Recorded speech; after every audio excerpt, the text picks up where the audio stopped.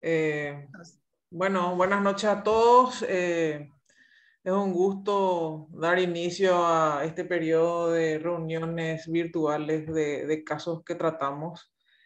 Después de una pausa un poco prolongada, la idea de esto es que aprendamos todos juntos de los casos que nos tocó tratar y prender la mecha para que se animen a presentar sus casos en el capítulo, ¿verdad?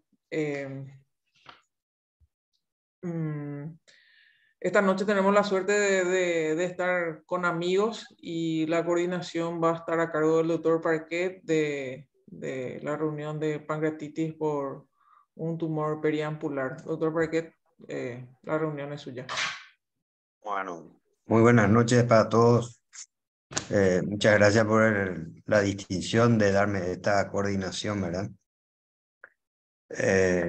Muchas gracias a los invitados, a Jorge y a Pepe, que son dos grandes amigos, ¿verdad? Grandes amigos de siempre, amigos del Paraguay. Quisiera aprovechar para recordar a otro gran amigo argentino que lastimosamente nos dejó hace muy poco tiempo, el doctor Jorge Dodera, que es una gran persona, un gran profesional y un gran amigo también del Paraguay, como son Jorge y Pepe. Entonces, el recuerdo para nuestro querido Jorge. Eh, Podemos empezar, vamos a escuchar la presentación de un caso. El doctor Daniel Andrada va a presentar un caso de su caso, o sea, un caso suyo. Y bueno, y vamos a iniciar así la reunión. Bueno, perfecto. Joven. Buenas noches. Muchas gracias. Gracias, Rosa, doctor Parquet, profesor Castor y los doctores Izaguirre y Herrera. Voy a poner acá compartir. Ok. Bueno, ahí está el CD. Bueno, el título de la presentación, pancreatitis aguda por tumor periampular. Mi nombre es Daniel Andrada. No tengo conflictos de interés. Quiero agradecer al doctor Brian Pedroso que me ayudó con la edición del video. Bueno, los tumores periampulares son, una breve reseña, son los tumores que nacen en la región pancreático-duodenal cerca de la ampolla de Vater propiamente. Pueden ser de varios tipos. El más frecuente de todos es el adenocarcinoma de páncreas. También puede ser el carcinoma distal, el carcinoma de la ampolla de Vater propiamente y el adenocarcinoma de duodeno. Y a modo anecdótico y mucho menos frecuente que los primeros cuatro tipos están los tumores neuroendocrinos, cistoadenocarcinoma, sarcoma, GIST, metástasis, linfomas.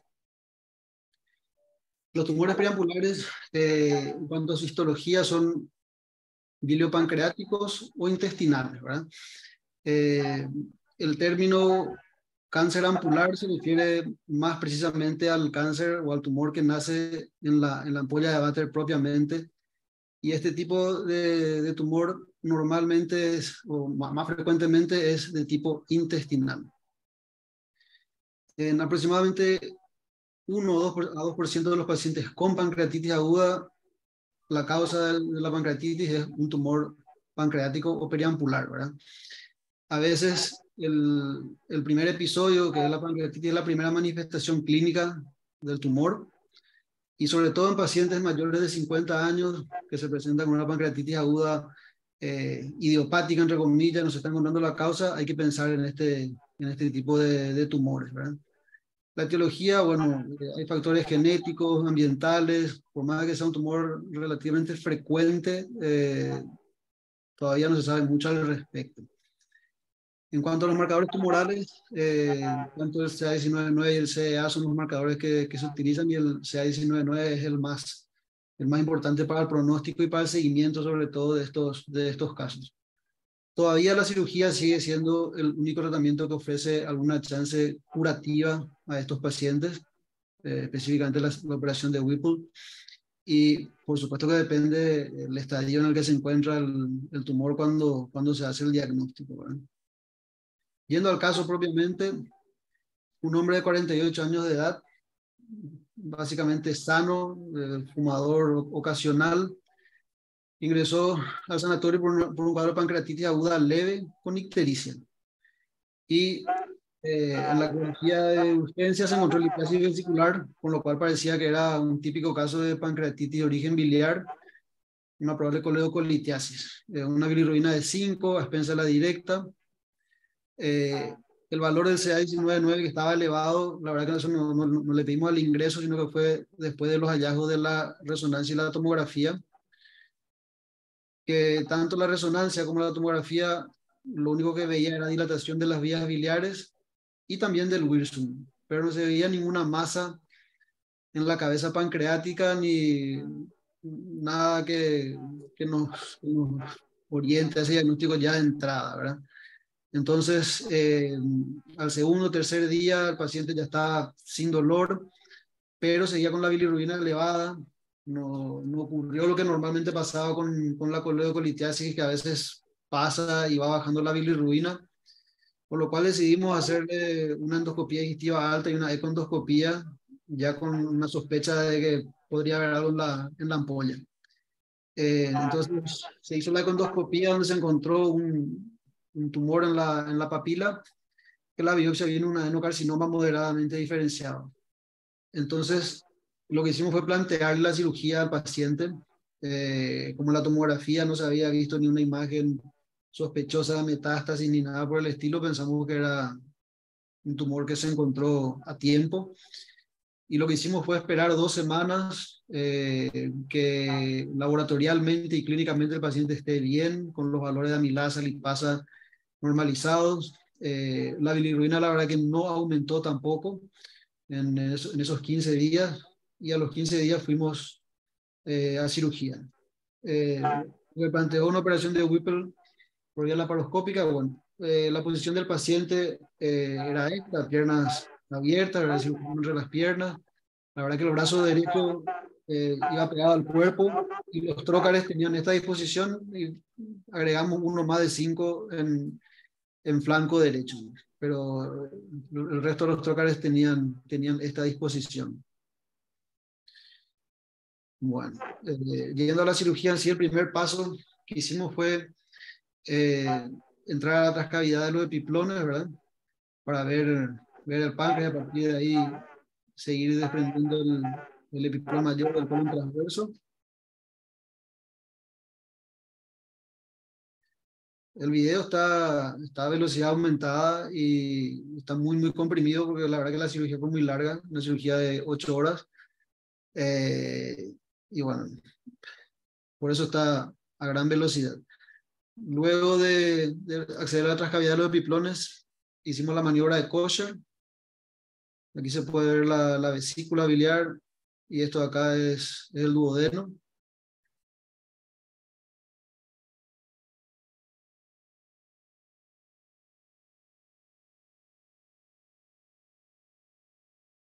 La verdad que logramos exponer muy bien la región retropancreática, se ve muy bien la vena cava, y de hecho la parte oncológica también fue buena en esta región. Ahí se ve la vena cava detrás del duodeno.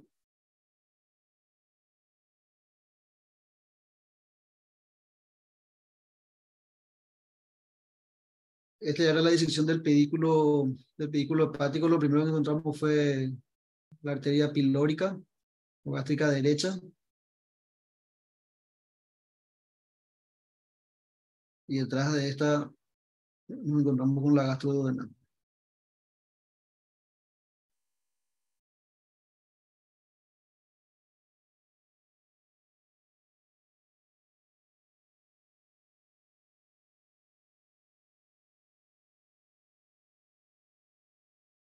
Esta sí es la arteria gastroduodenal propiamente.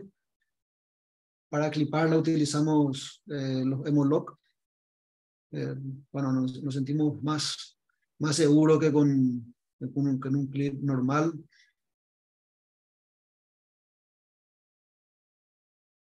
Fueron 2 Hemolock proximales y uno distal. Luego la colecistectomía, que no tiene nada especial, excepto que no clipamos y seccionamos el cístico de entrada como hubiésemos hecho en una cirugía de la vesícula solamente. Eh, y eso, ahí está el cístico y la vía biliar. Le pusimos un clip para que cuando cortemos la vía biliar no se desparrame bilis en exceso.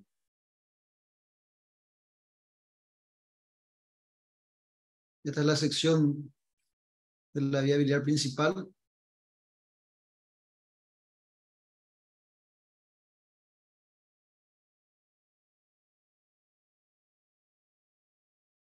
Ese es un clip distal.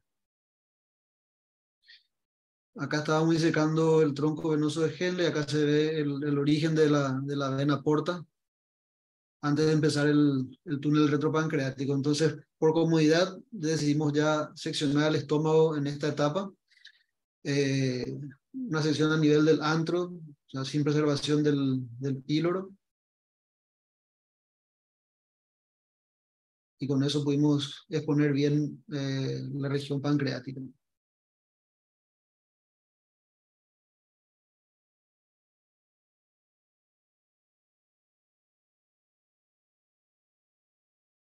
Okay. Este es el túnel retropancreático.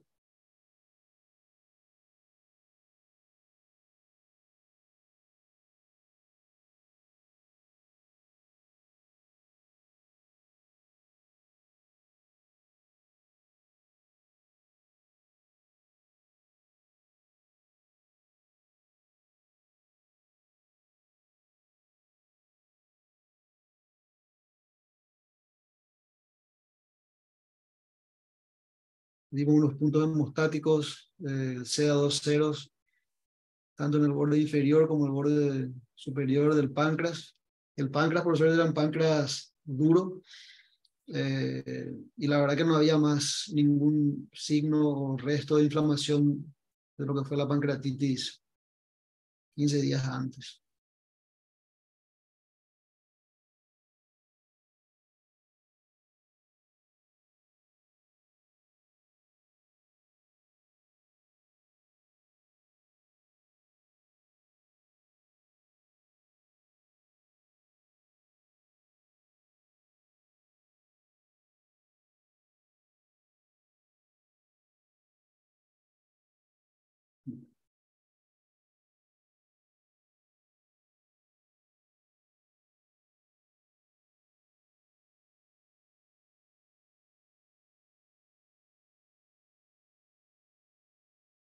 La sección del páncreas con electrocauterio.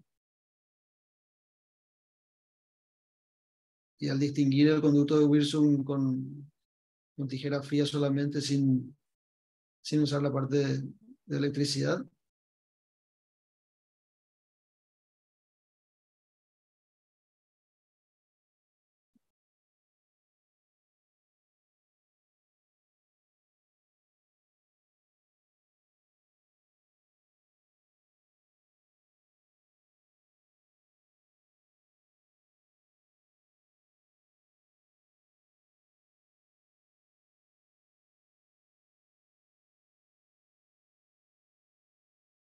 Todo eso es tejido que salió con la pieza también.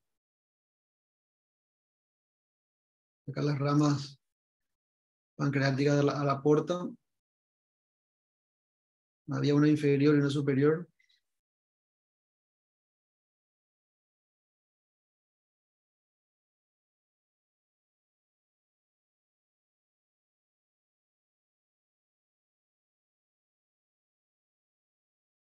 Aquí ya la sección de la primera asa yeyunal.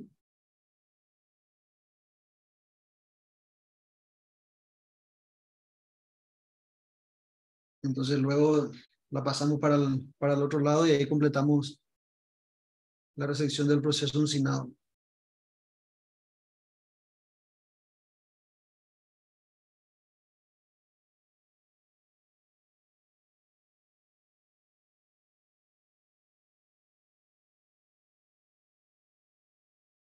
Estas son las últimas adherencias, la tercera y cuarta porción duodenal. Y ella pasa a la asa que seccionamos.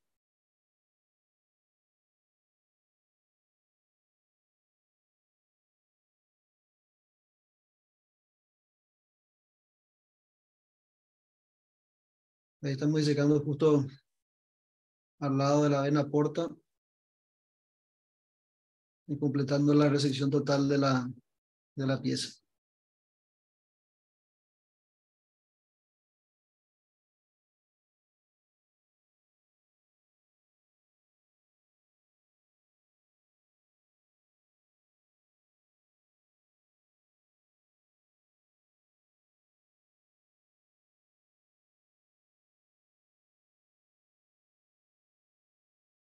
Eso pusimos en una bolsa a la espera de completar la anastomosis y luego antes de sacar la pieza. Esta es una sonda nasogástrica pediátrica que utilizamos como tutor, como stent. Lo metimos dentro del Wilson, tenía varias fenestras y lo que hicimos fue anudarla para que quede fija y el otro extremo eso es lo que va a entrar dentro del asa yeyunal. Empezamos con la anastomosis pancreático yeyunal, hicimos una anastomosis terminolateral que consistió básicamente en 4 puntos de prolene 2 ceros, unos puntos bien gruesos en U, 2 arriba y 2 abajo de lo que sería el Wilson, y a nivel del orificio yeyunal, por donde metimos este tutor, previamente hicimos una jareta, también con prolene 2 ceros, de tal manera que eso quede o dirija, digamos, una eventual fístula pancreática.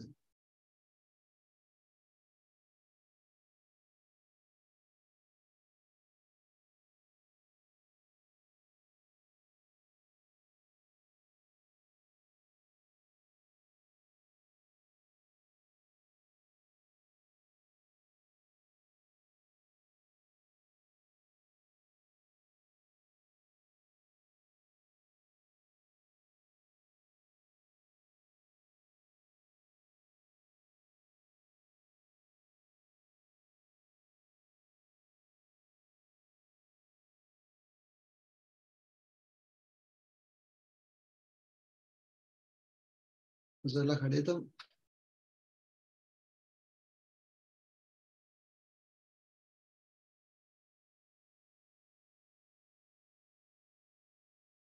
Por el tamaño del Wilson, la verdad que daba como para hacer una anastomosis ductomucosa, pero los materiales que teníamos, es decir, el tamaño del portagujas, que es un portagujas de 5, tampoco era el más adecuado, entonces por eso preferimos hacer este otro tipo de anastomosis pancreático yeyunal.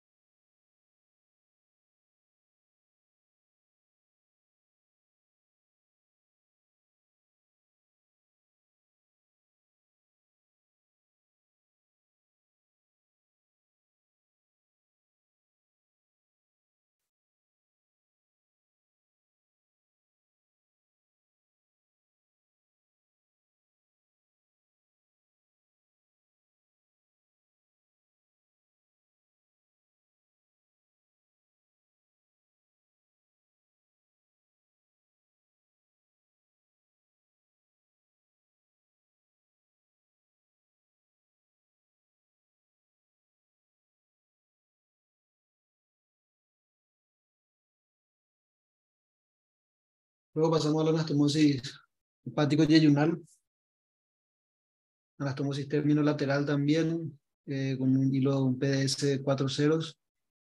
Hicimos con 2 suturas continuas, una de la cara posterior y luego del otro lado, viniendo de derecha a izquierda, la cara anterior.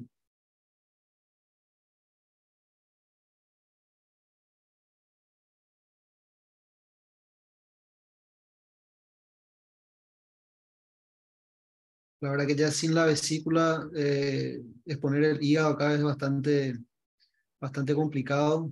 El ayudante tiene que tener mucho cuidado con las pinzas, que no haya ni una lesión del hígado, porque que te ocurra un sangrado en este punto es jodido. Ya son varias horas de cirugía, ya estás cansado. Ya otro problema más es mucho, ¿verdad? Entonces, que el ayudante o los ayudantes estén también concentrado y con ganas es fundamental en esta parte de la cirugía.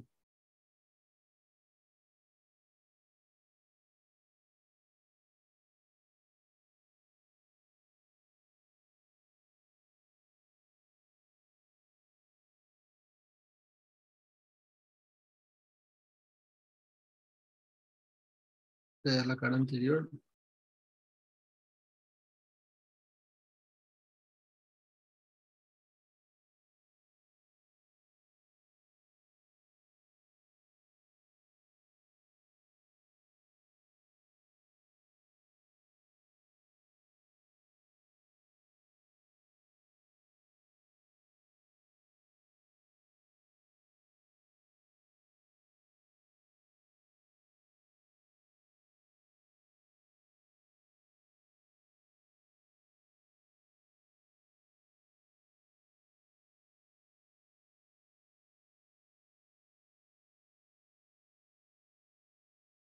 Tanto la sutura de la cara posterior como la cara anterior hacemos con el hilo del otro extremo, digamos, con la cola del hilo del otro extremo.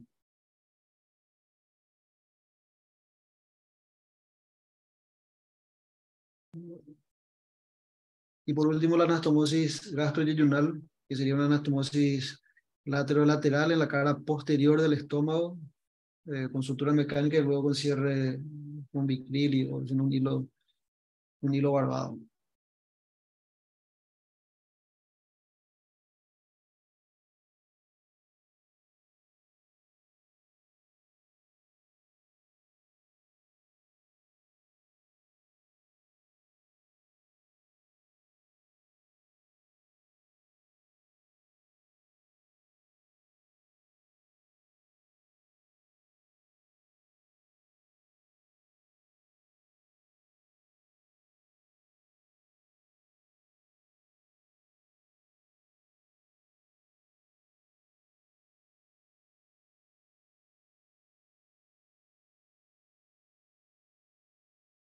Ahí terminamos. Luego de eso, hicimos una pequeña incisión mediana supraumbilical, donde habíamos puesto el trocar de Jason para extraer la pieza. A partir de ahí estiramos el asa yeyunal distal a las anastomosis y confeccionamos una yeyonostomía de alimentación. Y pusimos 2 drenajes Jackson Pratt esterilizados hacia el hipocondrio derecho. Son imágenes de la pieza.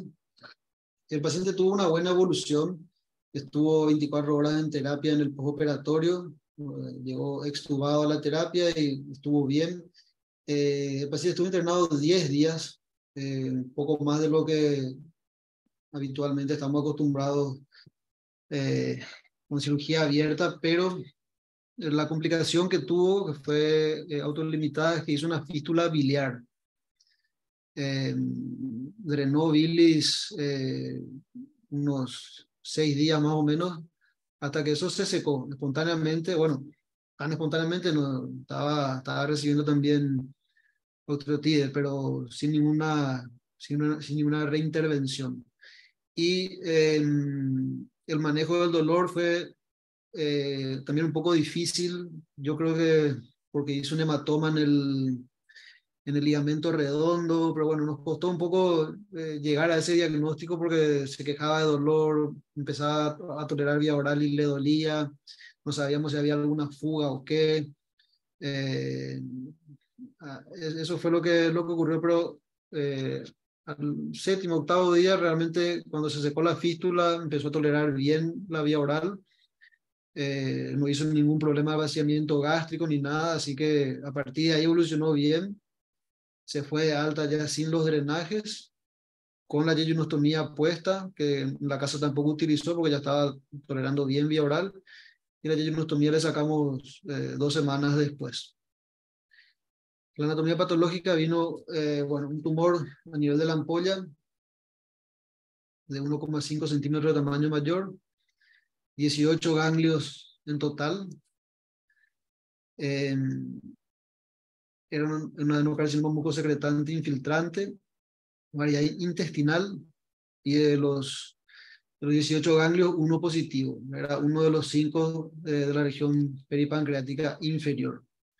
el patólogo dio la estadificación un T1A-N1. El paciente consultó luego con los oncólogos. Se hizo una reunión clínica multidisciplinaria organizada por oncología, ¿verdad? Para ver qué se planteaba, y al final se decidió hacer un tratamiento con quimioterapia más orientado, tipo cáncer de colon, por llamarlo así, ¿verdad? Más orientado a nivel intestinal que periampular. Esta cirugía fue hace un año. El paciente está bien, hace poco hablé con él justamente para pedirle algunos informes y demás, y hablé con su oncólogo también. Su CA 19-9 se mantuvo elevado después de la cirugía y sigue elevado ahora, pero con estudios de búsqueda de metástasis o recaída que son todos negativos. Tomografías con contraste donde no se ven lesiones, y un PET scan reciente donde no se ve tampoco ninguna lesión. Y eso es todo. Muchas gracias. Gracias por la paciencia. Bueno, excelente, Pope. Muy interesante caso. Aparentemente este es un caso de, bueno, es un tumor periampular que se presenta como pancreatitis aguda, ¿verdad? Así es. Y bueno, la primera pregunta es para nuestros distinguidos comentaristas que están acá con nosotros, si, ¿qué tan frecuente es la presentación, este tipo de presentación de una pancreatitis aguda que termina siendo un carcinoma periampular? Yo personalmente creo que no, nunca, no se me presentó un paciente así. Pepe, Jorge, doctor Herrera. Empiezo yo. Dale, No, Pepe. creo que no. Tal vez Jorge tenga más seguimiento, pero como cirujano, no, por lo menos, no me ha tocado operar una DPC, y de las DPC de abordaje laparoscópico ninguna fue por este hallazgo, sí por lesiones periampulares, pero no por pancreatitis. Bueno, creo que es sumamente infrecuente esta presentación de pancreatitis en un cáncer, sin duda, que hay algunas cosas que a uno lo alertan, como que el paciente no tiene antecedentes biliares. Algunas veces, y muchos de estos pacientes cursan sin ictericia. Creo que esto también es un dato llamativo, y en la colangioresonancia. Yo quería preguntar, en la ecoendoscopía, si habían visto, ahí decía que no había afectación de la submucosa, doctor Andrada. Sí, el endoscopista que hizo el estudio así lo informó, ¿verdad? Que no afectaba la submucosa, no afectaba el conducto pancreático, no afectaba el colédoco, y la verdad que lo hablamos, ¿verdad? Existía la posibilidad de hacer una resección endoscópica de esa lesión, pero se le planteó al paciente que existía la posibilidad de hacer ese procedimiento, y que nos quedábamos con la duda justamente de qué pasaría con los ganglios.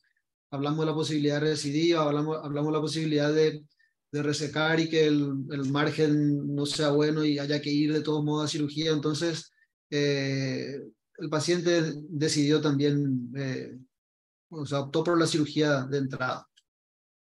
Está muy bien. Justamente la pregunta era por eso, porque este paciente de entrada era un T1, y bueno, es una indicación de ampulectomía endoscópica cuando incluso la lesión no invada más allá de 1 centímetro a nivel de la vía biliar. Entonces uno puede, digamos, con cierta seguridad hacer una resección R0 de eso, pero está bien. Yo creo que la medicina basada en el sujeto es lo que lidera ahora las decisiones, y creo que esto de compartir con el paciente, incluso la inquietud de ustedes, así que a mí me parece muy bueno, y yo lo felicito porque por ahí uno se tienta en hacer una cirugía mínimamente invasiva, pero creo que en esa discusión que ustedes tuvieron en el equipo fue absolutamente favorable para su paciente.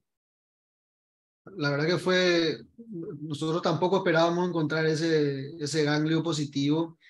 Como lo mostré en los informes de la tomografía de resonancia, no había nada que nos haga sospechar de que era algo avanzado. Pero bueno, la verdad que gracias a que el paciente optó por la cirugía, fuimos directo a cirugía y bueno, el resultado fue a su favor.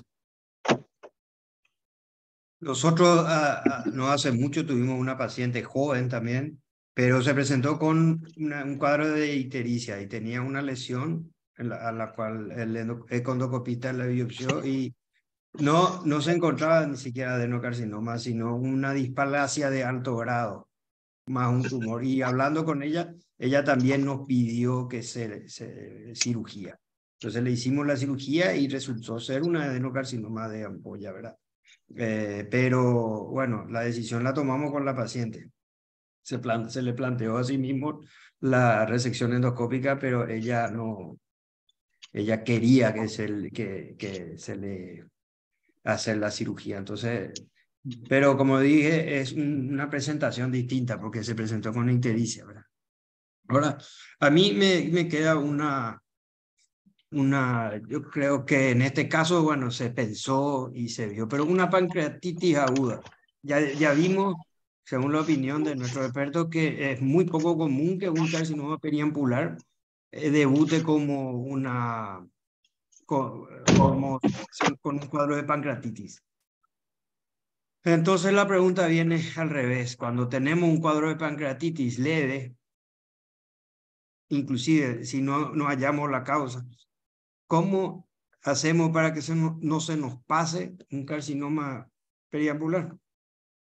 ¿Qué tenemos que hacer pensamos siempre en eso o no pensamos? ¿Hay algún estudio que se pide para descartar? Porque lo grave sería que se nos pase un carcinoma, ¿verdad? Sí, ¿O querés comenzar, Jorge? Empiezo yo, no sé, y te dejo, Jorge. Sí, Pepe. Solamente tomo el hilo de la conversación anterior, que el punto de vista que decía Jorge. Yo hoy con la ecoendoscopía de esta paciente creo que no llego a operarla. Le hacen una resección endoscópica. Y no es que me lo sacan, sino que también lo compartiría esa idea. No como cirujano y por qué no la haga, creo que no es mejor para los pacientes. Veo cada vez operar mejor a los cirujanos endoscopistas. Y este paciente es poco probable que me lo hubieran dejado operar por más que se lo hubiera hecho una DPC Lab. Pero felicito por la decisión porque el N1 cambia todo. Y ahora volviendo a esta pregunta de que hacías de Guido, de qué hacer con las pancreatitis y buscar un cáncer, una pancreatitis. No, yo creo que no tenemos que cambiar nada, porque va en base a la cantidad de N de pancreatitis que tenés sin cáncer. Esto es un hallazgo y hay que tomarlo como un hallazgo. Me parece que protocolizar un hallazgo no tiene sentido. Sí, esto sirve muchísimo porque, bueno, la verdad que nos alerta sobre el caso, pero no creo o no conozco que haya un protocolo para que dentro de una pancreatitis uno pueda descartar un adenocarcinoma. No sé, Jorge. Sí, bueno, nosotros en el servicio, cuando un paciente se presenta con una pancreatitis, tenemos por una cuestión de protocolo, tratamos de descartar que no sea un cáncer. Eso sí, porque hemos tenido pacientes si bien es cierto es poco frecuente, pero lo peor que podría pasar es que uno interprete un caso, y suele pasar, un caso con una pancreatitis, algunas veces se puede confundir con una pancreatitis del surco también, que es una pancreatitis crónica y demás. Pero sí, uno va y pide los marcadores y demás. Raro, los tips serían pacientes sin antecedente de patología biliar que debuta con una pancreatitis leve, ¿sí? O moderada, paciente que no tiene ictericia y que tiene una amilasa, que tiene un CA 19.9 de 200, un CA Entonces, esas son cosas que ya nos llaman la atención o que deberían llamar la atención como para sospechar que ese paciente puede tener una obstrucción de la vía biliar. Ni les cuento si uno en la resonancia ve el virus un poco dilatado y bueno, eso ya le va dando forma al diagnóstico. Pero creo que esos serían los tips. Sin duda que una de las causas son los tumores ductales. Hemos encontrado IPMN como causa de pancreatitis, pero bueno, un adenoma de estos realmente es como dice Pepe, uno realmente le cuesta hablarle al cirujano HPV para que haga una duodenopancreatectomía. O sea, lo interesante de esto es que uno dice, bueno, le tomo una biopsia, no le tomo. Entonces acá viene el concepto de decir, ¿cuál es la mejor biopsia? La mejor biopsia es la ampulectomía, sacar la ampolla, mandarla a estudiar y después ver qué es lo que pasó. Pero apoyo lo que dice Pepe, el N cambió la historia, ¿no? En este paciente. Sí. Profesor Samaniego, ¿qué opina? Obviamente, perdón, obviamente hacía Sí. referencia excluyendo el IPMN, ¿no? Porque con Ujú. todo hallazgo que si el Wilson está dilatado, una mujer de mayor de 50 años, y bueno, uno lo tiene que empezar, antecedentes de pancreatitis o dolores abdominales, y bueno, obviamente que ahí sí tenemos que alertarnos, ¿no? Pero bueno, hacía referencia a una pancreatitis a las que podemos recibir todos los días, principalmente para los que nos están escuchando, que obviamente los marcadores tumorales, yo no sé si le piden a todos marcadores tumorales, por ejemplo, la pancreatitis, o si esto hace un cambio de paradigma de decir, ok, tengo un paciente con una pancreatitis aguda leve y le voy a pedir un 6-19-9. No sé, por ahí lo dejo a consideración, pero yo personalmente no. Excepto que tenga un hallazgo en las imágenes que me pueda llegar a pensar que un Wilson dilatado o algo que no me cierre, pero no le pido a todos un 6-9-9. O capaz que No, estoy... nosotros Profesor tampoco. Samaniego. Avísenme porque si no empiezo a pedirle. Está en silencio tu micrófono, profe. Sí. Muchas gracias, doctor Guido. Yo creo que hay varias aristas extremadamente interesantes del caso presentado. De hecho, resalto, ¿verdad?, la satisfacción o el orgullo de ver estos avances en personas que en algún momento fueron alumnos míos. No hay mayor satisfacción del docente que ver que sus alumnos, superan lo que estuvo enseñando.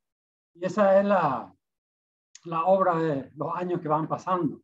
Así que, doctor Andrade en particular, más que el doctor José Andrade, tal vez, yo estoy muy orgulloso de asistir a esta presentación. Gracias.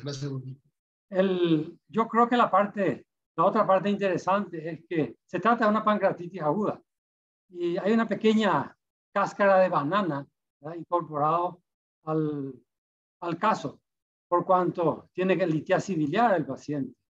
Y en un concepto generalmente aceptado, un paciente que hace una pancreatitis aguda y tiene cálculos biliares, esa es una pancreatitis biliar. Normalmente se acepta como tal. Ni hablar si el hepatograma está alterado también, apoya simplemente. Pero es posible que la decoloración o el descenso de la bilirrubina no sea precisamente específico de etiología litiásica. Y este es un ejemplo, ¿verdad? El cáncer ampular justamente tiene esa característica de tener una ictericia que puede retroceder al menos un par de veces. Entonces, no es tan fácil deshacerse de la causa biliar y buscar otra causa cuando ya hay cálculos. Seguramente la colangioresonancia es la que va a sacar en claro de qué se trata, porque antes de hacer la colecistetomía, si uno asume que es pancreatitis biliar, entonces normalmente no va a ignorar la posibilidad que haya un cálculo en el colédoco y le va a hacer como norma una colangioresonancia antes de la CDL, ¿no es cierto? Y en esa colangioresonancia posiblemente haya algún indicador de alguna obstrucción, ya sea coledociana o del Wilson, en pequeña proporción, no creo que sea nula, y ahí parar la oreja para hacer la endoscopía, no para una papilotomía y extracción de cálculo, sino para mirar un poquito la papila. La verdad que la frecuencia es extremadamente baja, yo suelo ver alrededor del 5%. De hecho, tengo una casuística un poco antigua, que fue base de mi tesis, una casuística del Paul Bruce, ¿verdad? Sobre un centenar de casos que se tuvo un 5% de presentación clínica de un cáncer pancreático, cabeza de páncreas, como pancreatitis aguda leve. Esto también fue leve porque la tomografía era un páncreas normal. Entonces, el tema está en parar la oreja, que de tanto en tanto, entre las otras causas de pancreatitis aguda, por mucho que tenga cálculos, pudiera estar en juego la dislipidemia y otras, ¿verdad? Que todos conocemos, lista larga de medicamentos, etcétera, etcétera, y algún tumor pancreático que se menciona también, los tumores quísticos, sobre todo los mucinosos, ¿verdad? Que alteran también la morfología de los conductos pancreáticos y pudiera facilitar un poquito la búsqueda de otra causa. Reitero mi felicitación, mi contento, mi orgullo, ¿verdad? Por esta presentación. Gracias, doctor Guido. Muchas gracias, profesor. Bueno, evidentemente entonces es en una pancreatitis ahí uno normalmente no va a pensar que es un carcinoma periampular, pero hay alguno que otro indicador que hace, como dice el profesor, parar la oreja, y entonces uno tiene que tener en mente que una de las causas puede ser esta. Y la pregunta es ahora entonces para ustedes, si se me para la oreja, paro la oreja, digo, puede ocurrir esto. ¿Qué estudios? ¿Cómo? Porque Jorge mencionó la pancreatitis del surco, que puede confundir perfectamente con un tumor periampular. ¿Qué estudio? Y la misma pancreatitis puede producir algunas alteraciones pancreáticas que pueden confundir. ¿Cómo estudiarían a este paciente para poder hacer el diagnóstico del tumor periampular? Acá también va la pregunta, ¿el CA19 está afectado en la pancreatitis o no? ¿Se eleva o no? ¿Hasta qué punto eso puede servir de orientación o de diagnóstico? Comenzá vos, Pepe, ya empezaste todas las otras. Seguramente Jorge va a tener cosas más interesantes para decir y le voy a dar pie, pero creo que es mandatorio. Si lo sospechás, si es una lesión periampular, hoy no se discute la econdoscopía y la resonancia. Creo que no hay mucho más para resolver. El problema que creo que tiene hoy econdoscopía es cuál es la biopsia. Me parece que Jorge ahí dejaba un poco nombrar eso de qué tipo de biopsia hacer, porque es o es biopsia o es la ampulectomía directamente y tomarlo como resección, biopsia y todo. Pero como marcadores en una lesión tumoral pancreática o peripancreática creo que no cambiamos nada. Los marcadores, la sospecha clínica, las imágenes que te den la dilatación de Wilson y dilatación de vía biliar, estadificación tomográfica y la econdoscopía que en principio creo que nos confundió porque obviamente como cualquier método que comienza, lo aprendes a usar y hoy creo que tiene un lugar central en el diagnóstico y la estadificación. Pero bueno, lo dejo a Jorge que sabe más. No, contrario, siempre aprendiendo. Creo que es importante no dejar, sobre todo por toda la gente que está prendida en esta honorable conferencia, darle el valor a la clínica, ¿no? Creo que la clínica sigue siendo muy importante en estos pacientes con un ampuloma, esa ictericia intermitente, que muchas veces, que ya sabemos el mecanismo que se produce. Creo que es muy importante no dejar de lado ese aspecto. Sin duda que las imágenes, la endoscopía normal, que puede detectar la lesión, muchas veces uno obvia y pasa directamente a una resonancia o una ecoendoscopía. Creo que la endoscopía es muy importante, si va acompañada de ecoendoscopía tiene un plus, pero la endoscopía es muy importante para hacer semiología endoscópica y ver qué tipo de lesión tiene. Ahora con cromoendoscopía electrónica podemos ver distintos tipos de lesiones y sin duda que apoyando lo que dice Pepe, la ecoendoscopía nos permite ver cuál es la profundidad de la lesión, cuál es la parte que invade, saber qué T es esa lesión, si invade hacia el páncreas, si invade hacia la vía biliar. Y bueno, y sin duda, como nos enseñó nuestro maestro, el profesor Navarrete, creo que la mejor biopsia es, en la medida que uno puede y que tiene un estadio que lo permite, hacer la ampulectomía y estudiarlo por completo, porque muchas veces uno hace una biopsia, viene que tiene una displasia de moderado grado, pero resulta que la lesión estaba en otro lado. Entonces, yo sigo insistiendo, nuestro grupo tiene mucha potencia en eso desde el punto de vista de efectuar una resección de la ampolla, que creemos que es lo mejor. La resonancia es una resonancia de alto grado, serían los marcadores y el marcador. Muchas veces el CA19-9 puede estar elevado cuando el paciente tiene ictericia, pero cuando no tiene ictericia, creo que también es importante tener en cuenta, porque muchas veces estos pacientes pueden elevar la lipasa, ¿sí? Y uno creer que el paciente tiene una pancreatitis por una hiperlipasemia o por una hipertrigliceridemia. Entonces también ahí el punto de corte de 200 unidades por mililitros del CA19-9 nos puede poner en alerta de que este paciente que no esté ictérico puede tener alguna lesión sospechosa. Yo quiero comentar nuestra línea de pensamiento fue esa, ¿verdad? El primer diagnóstico fue una pancreatitis de origen biliar porque tenía litiasis vesicular. Y el primer paso que hicimos fue hacer la colangioresonancia, que la verdad que se está haciendo muy bien en diversos sanatorios, es decir, que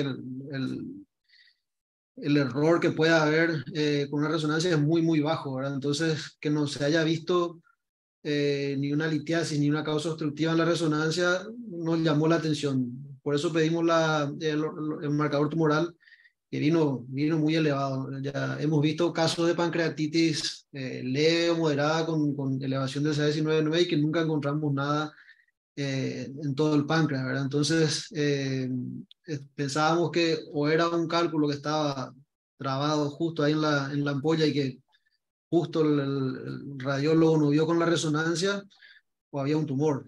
Y la tomografía con contraste intravenoso, el páncreas estaba perfecto, no había ni una lesión tampoco en el páncreas, salvo un poco de edema de la grasa peripancreática y nada más.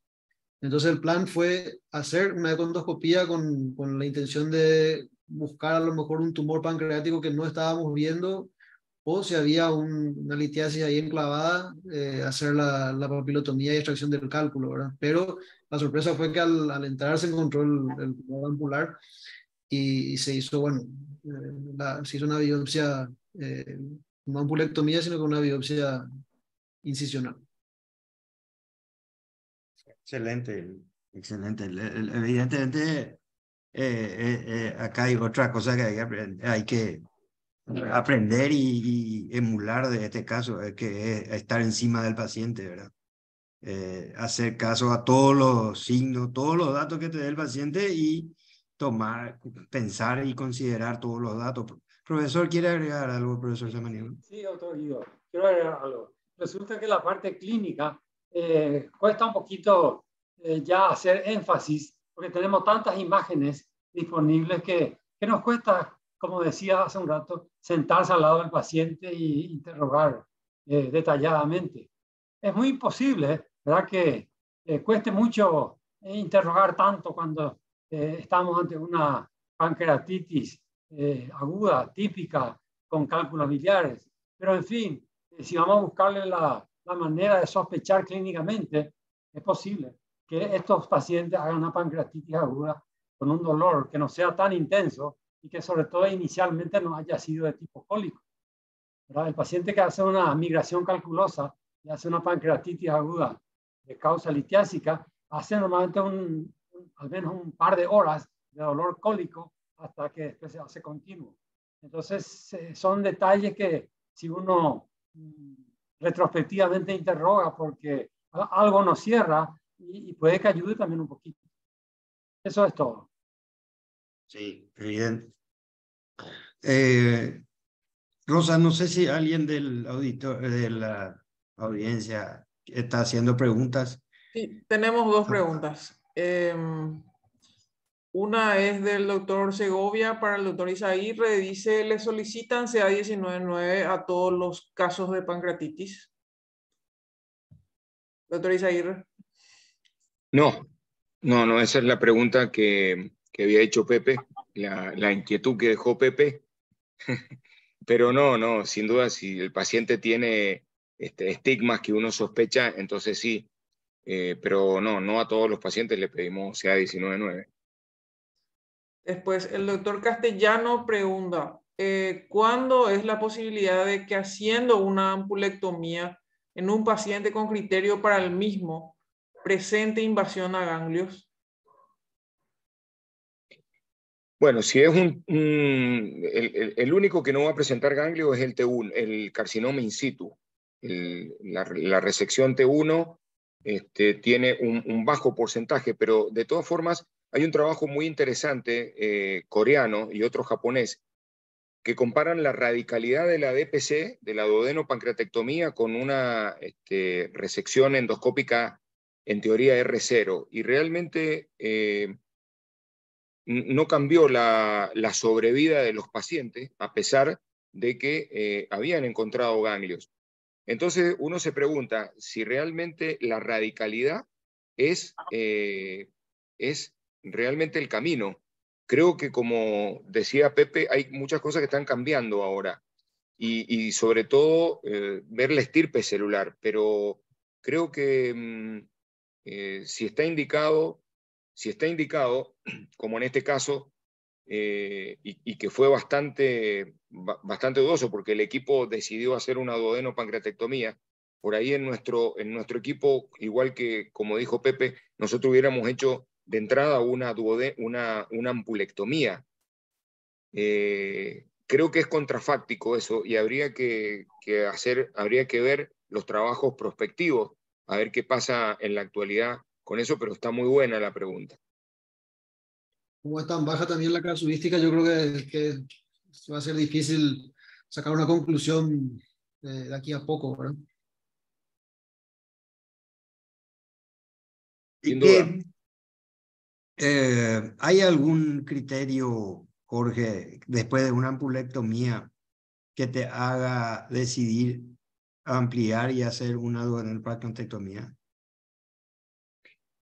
Anatomopatológicamente seguramente, ¿no? Claro, o sea, todo va a depender de lo que te diga el patólogo. Hasta 1 centímetro de invasión en la vía biliar, con un carcinoma bien diferenciado, un T1, bueno, ese paciente no, por lo menos hasta donde yo tengo, digamos, entendimiento por los trabajos, no habría más nada por hacer, no sería candidato a una DPC.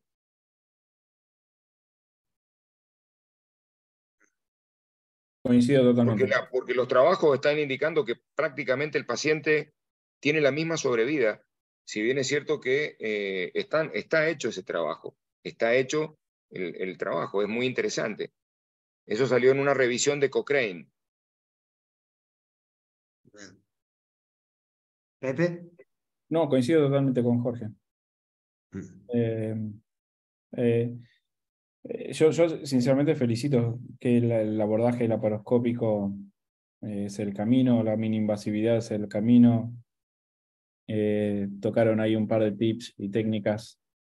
La fatiga, ¿no? Como un agente terrible. Te quiebra. En esta cirugía, y más al inicio, te quiebra.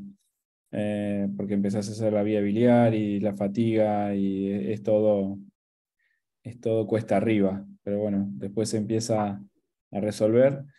Y lo mismo le pasa a los ecoendoscopistas. Yo me toca ver a los ecoendoscopistas ya transitando la curva de aprendizaje o capaz que enfrentándose a procedimientos similares. Y hoy estabas hablando de una laparoscopía de 8 horas y una endoscopía al principio no podíamos entender, vos hace 2 horas que está con la endoscopía, ¿no? Pero después la similitud del resultado, la sobrevida es similar. Capaz que me sometería a una endoscopía de 3 horas en un procedimiento, si es más o menos a dónde va la pregunta. El N1 te cambia todo, pero es el diario del lunes. Volvemos a lo mismo. Excelente resolución basado en el resultado del paciente. Si me preguntan el mismo caso, y yo creo que no se lo puedo sacar a los chicos de endoscopía a este paciente. No me dejarían. Pero está muy bien cómo lo resolvieron. Por ahí tengo preguntas técnicas, Daniel, de la jareta que hiciste en la pancreático yeyuno, pero está muy bien. Ojalá que mi endoscopista no te escuche, doctor. El doctor Ricardo León alzó la mano también. Creo que quiere preguntar algo. Ricardo, ¿podés poner audio y preguntar? Ricardo, a la una. Ahí, mientras que entra el doctor León, quería comentar algo. Ahí, Guido, vos preguntaste cuál sería. Cuando uno hace la ampulectomía y el paciente, como en este caso, es un tumor menor de 2 centímetros, bien diferenciado, sin invasión linfovascular, yo creo que eso es un criterio, digamos, de radicalidad, ¿no? Porque la posibilidad de diseminación realmente es muy baja. Diferente si eso cambia. Entonces ahí sí, ese paciente habría que transformarlo o habría que someterlo a una duodenopancreatectomía. Pero ese sería lo que vos preguntaste, Guido. Ya, gracias, Jorge. Bueno, y aquí ellos, el paciente había tenido una pancreatitis aguda y fue sometido a una duodenopancreatectomía, ¿verdad? Acá Pope nos contó que esperó 2 semanas para someterlo. Claro que fue una pancreatitis leve y nos contó que esperó 2 semanas para someterlo a la cirugía.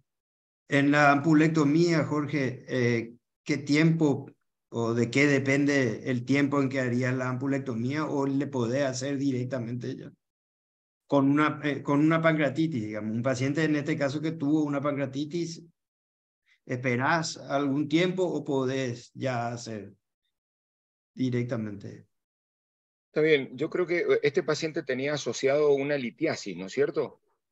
Este paciente tenía asociado Vesicular. litiasis. Entonces, claro, yo creo que cuando uno hace la ampulectomía, sin duda que trabajar en el medio de la tormenta no es bueno, en el medio de la pancreatitis, sin duda que cuando se aquietan las aguas, cuando el paciente ya pasó su pancreatitis, sería el momento. El tema es que cuando uno hace la ampulectomía, uno puede generar una pancreatitis por el propio procedimiento. Si bien es cierto que también en el mismo acto uno puede resolver la litiasis, porque hace la ampulectomía, extrae los cálculos y lo que habitualmente hacemos nosotros es dejarle un stent en el conducto pancreático, ¿sí? Para disminuir la posibilidad de pancreatitis, además de dejarle un supositorio de indometacina y hacer una sobrehidratación del paciente a 3 centímetros kilo peso durante el procedimiento y 8 horas posteriores. Pero bueno, esa sería la metodología que utilizamos, Guido. ¿Pero esperaría un tiempo para hacer o depende de la condición del paciente? ¿Hay algún tiempo? Este era un paciente joven, sin duda que hay que esperar a que los parámetros de inflamación, los parámetros del CIRS, bajen, digamos. Creo que no sería buena idea hacerle una ampulectomía a un paciente que está cursando o que está en el medio de una pancreatitis, porque le podemos empeorar el caso. Yo creo que por ahí en estos casos, como decía un profesor de cirugía, el apresuramiento es padre del fracaso. Entonces, lo que hacemos es esperar, estar tranquilos, hacer un tratamiento enzimático, es decir, estar encima del paciente y esperarlo. Ya. Y Pepe, a vos como cirujano, eh, ¿te pareció suficiente las 2 semanas? Bueno, evidentemente depende mucho, pero ¿qué tiempo vos esperarías para, después de un cuadro de pancreatitis aguda, tocar el páncreas? Sí, lo operaron en 2 semanas debe estar bien y no encontraron por lo que vi en la laparoscopía nada No. distinto. Si yo estoy aprendiendo de ustedes. Evidentemente 2 semanas y me imagino que con hallazgo de imágenes y el paciente sin ningún tipo de reacción inflamatoria asociada a la pancreatitis, hablo de distancia, ¿no? Ninguna repercusión sistémica, nutricionalmente bien, bueno, estaría en condiciones. Pongo todo esto porque puede haber gente o información. Recordar que siempre los procesos inflamatorios, estamos hablando de un proceso inflamatorio que me impresiona que no fue grave, que sin repercusión sistémica, una pancreatitis aguda leve que bueno, tenía la litiasis coledociana y la resolvió, pero hay que tener en cuenta eso, qué tipo de pancreatitis también, porque ¿cómo? Es que se suman dos patologías en una, ¿no? Es decir, Claro. el tumor dentro de un cuadro de pancreatitis. Entonces, ¿qué tiempo esperar? Lo asociaría a qué tipo de grado de inflamación pancreática tuvo y qué repercusión sistémica tuvo. En este caso, 2 semanas. Capaz que te encontrás, me imagino, hoy, pensándolo de acuerdo a lo que están presentando, capaz que hay otro cuadro que requiera más tiempo de análisis o de espera. ¿Qué criterio usaron, doctor Andrada, Y para decidir el tiempo? nos basamos por la clínica y laboratorio, es decir, que amilasa, lipasa normales, la paciente estaba sin dolor, estaba comiendo y se hizo una tomografía ya tórax, abdomen y pelvis con contraste, buscando metástasis a distancia sobre todo, y ahí no se veía más nada de inflamación pancreática ni peripancreática, por lo cual decidimos abordar en ese tiempo. Pero también concuerdo que si hubiese sido una pancreatitis más violenta o si seguía sintomático el paciente, esperaríamos más. Sobre todo para hacer un abordaje laparoscópico que es, eh, todo cuesta más al principio, entonces hubiésemos esperado más. Pero en este caso, a los 15 días, el paciente estaba perfecto y por eso decidimos la cirugía. Profesor Samaniego, ¿quiere decir algo? No, porque nuestra casuística, nuestra experiencia en estas cosas, ¿verdad?, es muy limitada. Y como decía alguien, estamos aprendiendo. Gracias. Bueno, esa es la realidad que eh, mucho, al menos en mi caso, mucho no puedo decir porque la experiencia no tengo sobre esto, no puedo definir, pero yo supongo que es así como dicen todos, ¿verdad? Que dependiendo del cuadro clínico del paciente se establecerá el tiempo de espera.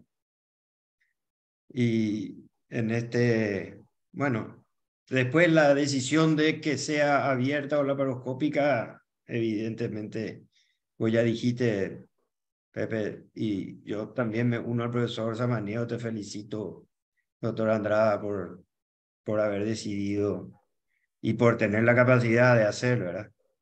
Capacidad, la paciencia, haber formado el equipo, o sea, todo eso influye en el resultado de la cirugía. Pero evidentemente la mínima invasividad es lo que, a donde tenemos que apuntar. Pepe. Sí, sin duda. No, a veces tenemos estas preguntas, discusiones, bueno, ¿es por la paroscopía o es endoscopía, ¿no? Al grado que hemos llegado. Mm. Y lo bueno que se pone en las discusiones y lo alentador que es en un futuro eh, poder discutir estas patologías.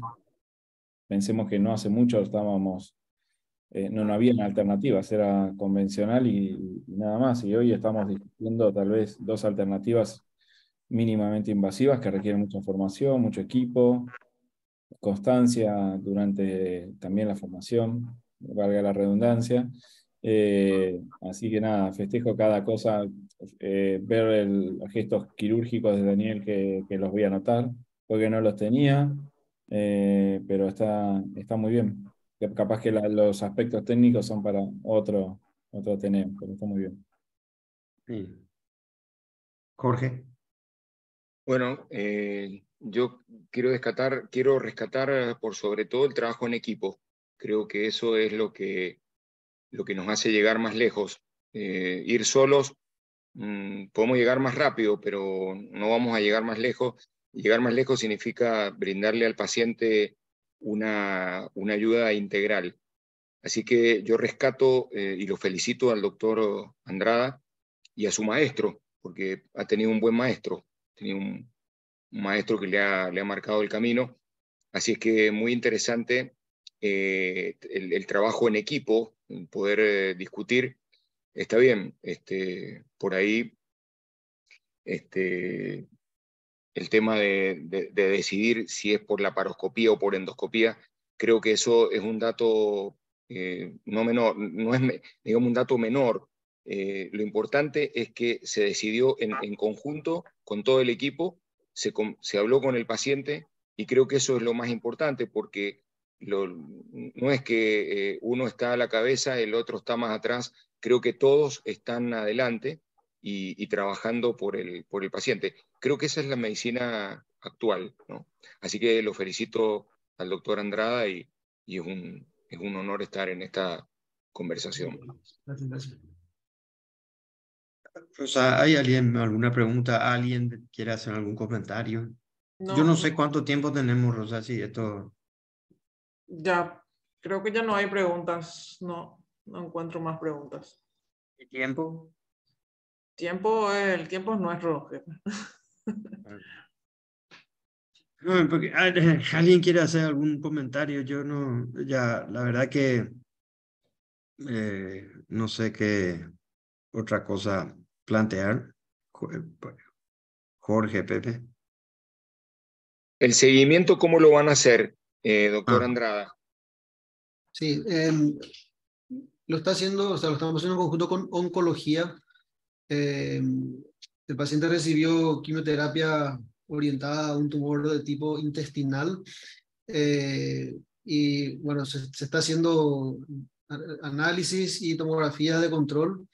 Su estudio más reciente, que creo que tendrá un mes, una cosa así, que es un PET scan, porque el marcador CA19-9 que estuvo elevado antes de la cirugía, básicamente se mantuvo, creo que ahora está un poco más elevado, arriba de 600 inclusive, entonces el oncólogo estaba buscando de todas formas algún signo de recidivo o lo que sea, y con un PET scan reciente no encontró nada, ¿verdad? Entonces lo estamos siguiendo de cerca y hasta ahora no tenemos novedad.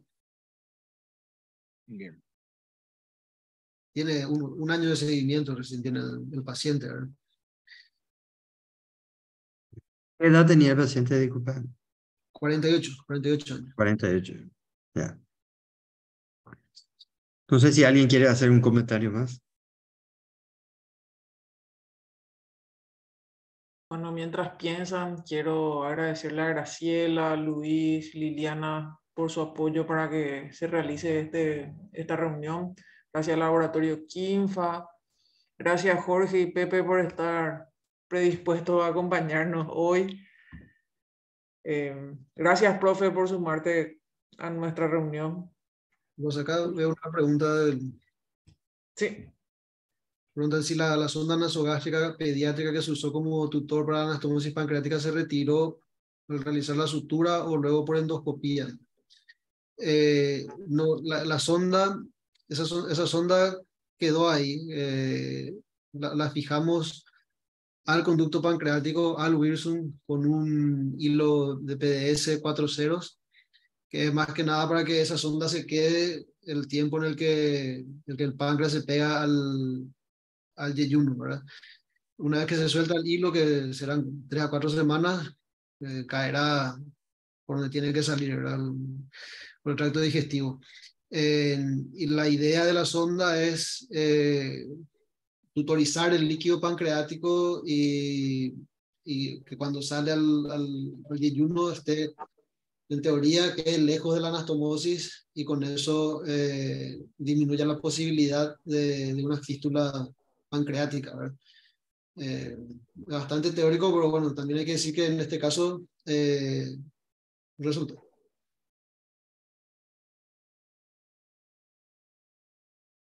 Lo que tenía las dudas con respecto a la técnica, Pepe, o las preguntas que tenía, o, No, son muchas. bueno, No, pero algunas tenemos el no, no, tiempo. a ver, no, felicitarte sinceramente, Daniel, a vos, al anestesiólogo, a todo el equipo.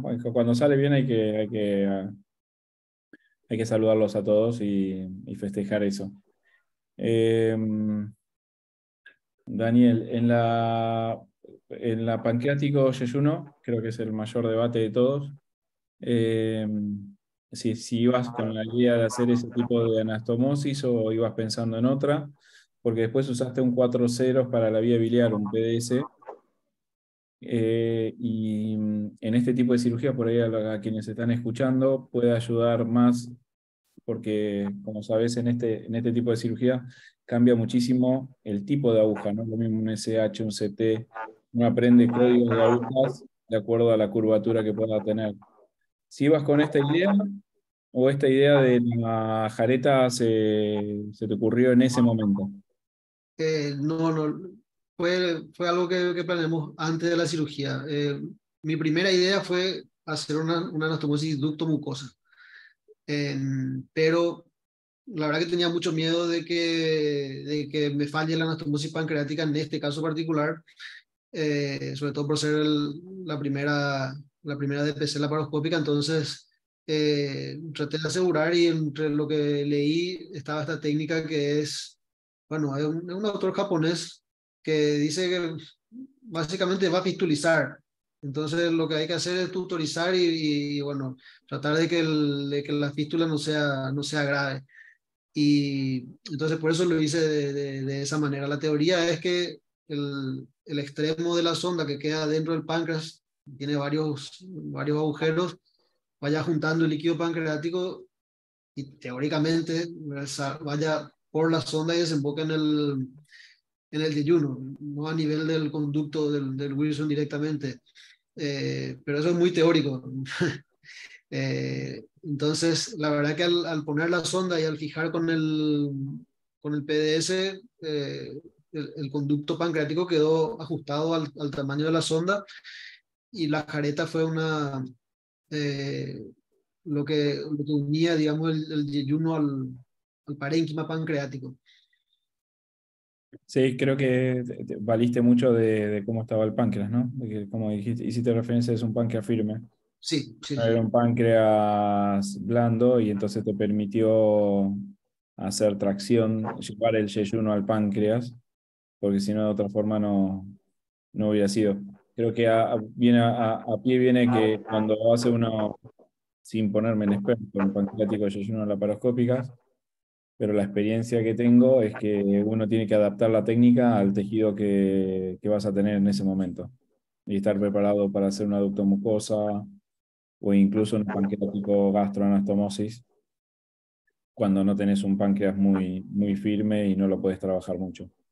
Entonces, nada, eso me parece que eso es un punto cuando a quienes están escuchando del tema del entrenamiento, a lo que me fascina tratar de entrenarse distintas cosas que puedan ir surgiendo en ese momento.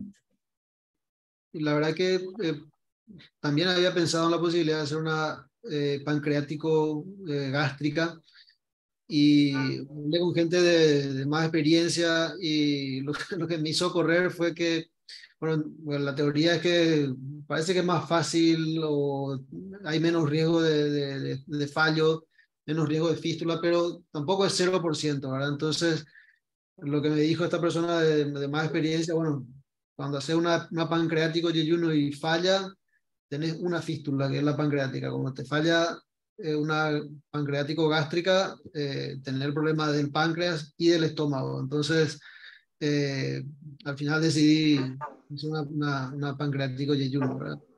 Ya con el tiempo seguramente habrá oportunidad para hacer alguna pancreático gástrica más adelante. Sin duda, si seguís por este camino vas a hacer un montón, ¿no? Todas las alternativas son válidas en el momento de la cirugía, eso seguro. Daniel, ¿han tenido estenosis de la pancreato de ayuno? No, no, doctor. ¿Cómo? Pero ahora se la verdad que no, las anastomosis cuando hacemos por vía abierta no las hago así. Las hago como una intususcepción. Es decir, hago pancreático yeyunal término lateral, pero queda como una intususcepción. Telescopado. No uso ningún catéter ni nada. Entonces no tengo estenosis de la pancreático yeyunal. Bien. La verdad que la bibliografía no cita mucho, Pepe, que hasta donde yo sé, la estenosis de la pancreático yeyunal. Generalmente la complicación ahí es fístula. Y algunas veces puede pasar. Lo que pasa es que cuando te aparece una estenosis, ¿qué haces? ¿Qué harían? Mirá, yo no hice nunca, pero sí vi hacerlo a Paco justamente, que se da la punción de Wilson y terminó poniendo un doble J en el pediátrico. Esa puede ser una, lo que pasa es que, bueno, eso lo hace Paco. Lo hace Paco. La otra alternativa que lo hemos hecho es abordar por vía laparoscópica el asa defuncionalizada de la pancreato de ayuno, exteriorizarlo por una pequeña incisión, hacer una enterotomía y con el endoscopio progresar hasta la anastomosis, avanzar una guía, dilatarlo y a veces colocarle un stent pancreático y listo, y se solucionó el problema. Luego hacer la rafia y nada, dejar el asa pegada a la pared con un clip por si llega a tener algún otro problema, pero es otra alternativa que realmente muy poco invasiva y soluciona un problema que realmente es un problema muy complejo de resolver por vía laparoscópica o laparotómica. Nosotros hicimos para biliodigestivas, ¿verdad? Lo del el acceso yeyunal, por intestino. Y el problema que tuvimos es la fístula después que queda del intestino. ¿Qué experiencia tienen con eso después de acceder haciendo un puerto yeyunal, digamos, y acceder por ahí? No hemos tenido fístula. Cerramos y eso lo pegamos a la pared. Y queda marcado con un clip de titanio, queda, digamos, queda cerrado. No, afortunadamente no hemos tenido, a ver, tenemos 12 casos de eso resueltos de esa forma. Son pocos por ahí, pero no hemos tenido la fístula. Nosotros en un caso tuvimos que, bueno, no abrir, sino que hacer una incisión, llegar al intestino, cerrar el intestino y cerrar la piel encima, ¿verdad? Para poder controlarlo. Sí. Perdón, tuvimos un caso de fístula. Una de los 12, tuvimos una fístula. Sí, es verdad que se solucionó con un drenaje percutáneo. Entonces, esos casos de estenosis de la anastomosis pancreático yeyunal que citas, ¿cuánto tiempo después de la cirugía apareció la estenosis? Porque lo que sí Un está año, escrito, ¿verdad? al año. Al año. Muchas veces el páncreas que queda, el páncreas remanente, se atrofia y si llega a ocurrir una estenosis tampoco pasa nada porque el páncreas como que ya no sirve, ¿verdad? Funcionalmente queda páncreas, ¿verdad? Por eso preguntaba.